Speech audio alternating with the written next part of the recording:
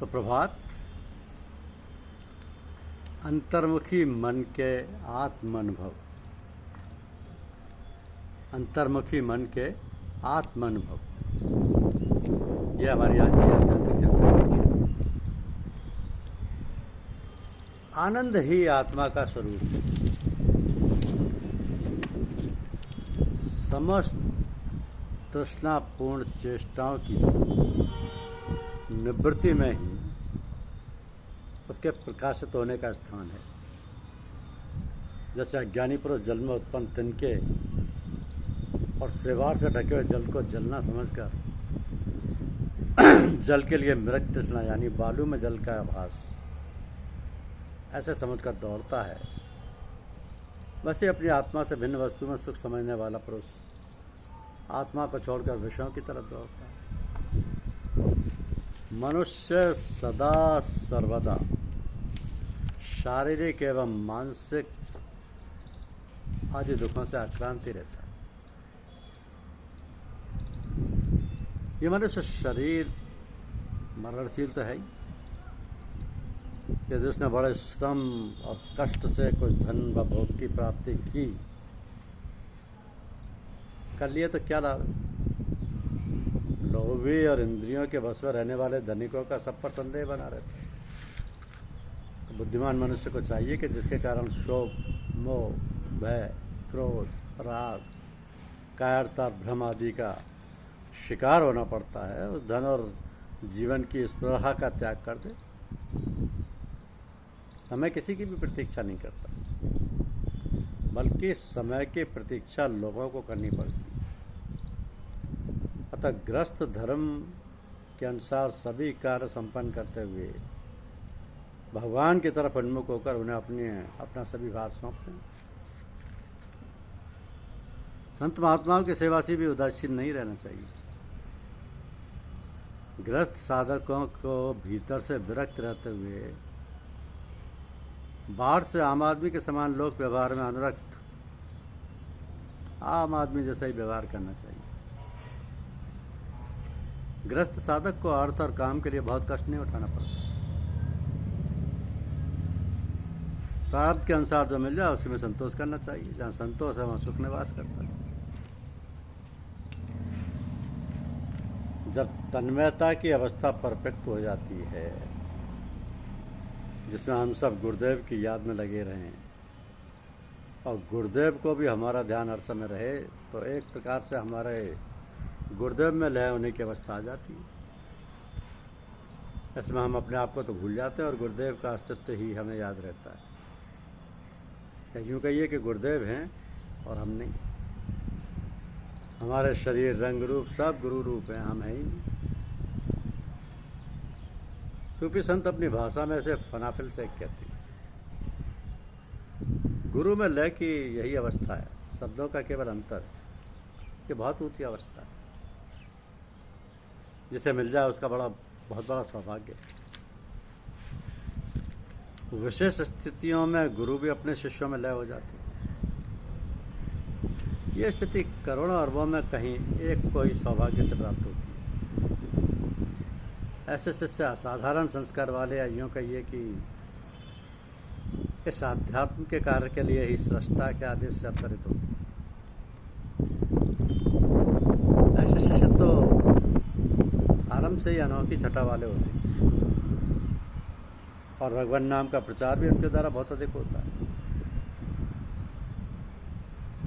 सूफी संतों में से महापुरुष को मुराद अर्थात संपूर्ण गुरुमुख कहते हैं। संपूर्ण गुरुमुख, जबकि अन्य साधारण शिष्य मुरीद कहलाते हैं। फर्क देखिए मुराद और मुरीद का। सूफी संतों में ऐसे महापुरुष को मुराद यानी संपूर्ण गुरुमुख कहते हैं, जबकि अन्य साधारण शिष्य मुरीद कहलाते हैं। तो यहाँ शेख यानी गुरु को फनाफिल मुरीद अर्थात शिष्य में लय हो जाते हैं। यहाँ गुरु फनाफुल मुरीद हो जाते हैं यानी शिष्य में लय हो जाते हैं। हमारे गुरुदेव श्रीमान लाला जी महाराज की यही स्थिति थी। अर्थात उनके गुरुदेव उनमें लय हुए थे। तो आत्मज्ञान हेतु गुरु की आवश्यकता रहती है, क्योंकि जब तक लघु है तब तक गुरु की आवश्यकता रहती है। लघु का कारण है स्वयं आरोपित किंतु भ्रम से अपने आप को सीमित करना। ईश्वर आराधना के फलस्वरूप उनसे दृढ़ भक्ति प्राप्त होती है, जिससे समर्पण होता है। तो भक्त के समर्पण के फलस्वरूप ईश्वरीय गुरु कृपा के रूप में व्यक्त होती है। गुरु जो वास्तव में ईश्वरीय है, भक्त का मार्गदर्शन कर बताता है कि ईश्वर तुम में है और वो आत्मा है। ऐसे मन अंतर्मुख को अंततः साक्षात्कार करता है। आत्मानुभव करने की अवस्था तक साधन की आवश्यकता है, तब आत्मा का स्वतः प्रकाश होना आवश्यक है, अन्यथा आनंदपूर्ण नहीं होगा। सहज अवस्था की प्राप्ति तक कुछ न कुछ प्रयास आवश्यक है।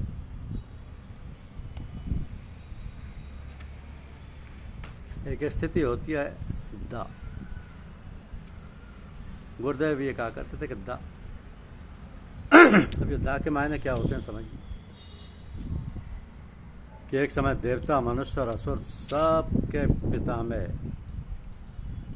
प्रजापति ब्रह्मा जी के पास शिष्य भाव से विद्या सीखने गए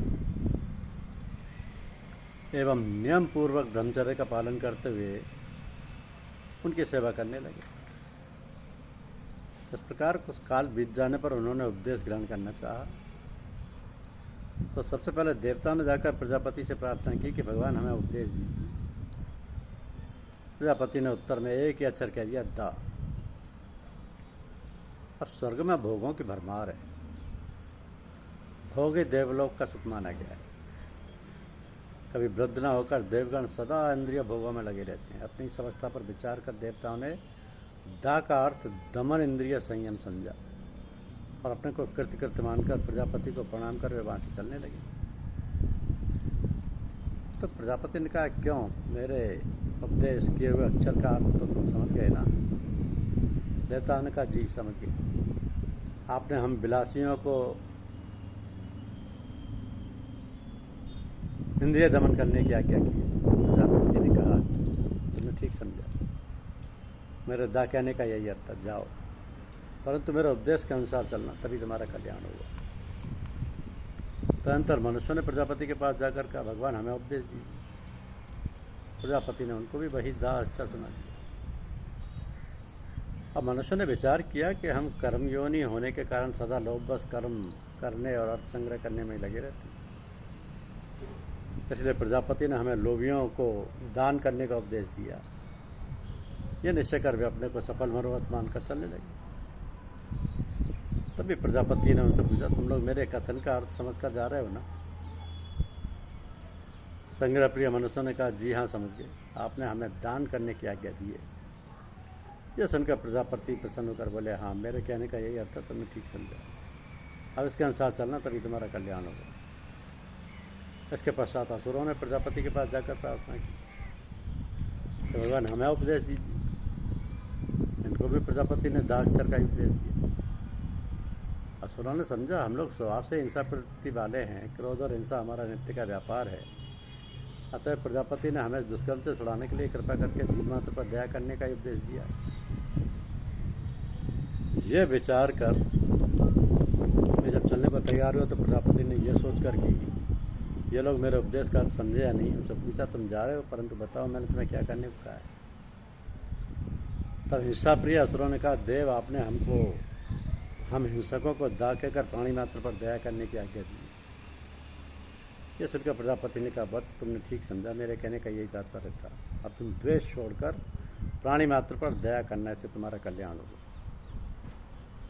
तो ब्रह्मा जी कहते हैं कि देव धनुज मानव सभी लहे परम कल्याण, पाले जो दा अर्थ को दमन दया और ज्ञान। दमन, दया और दान।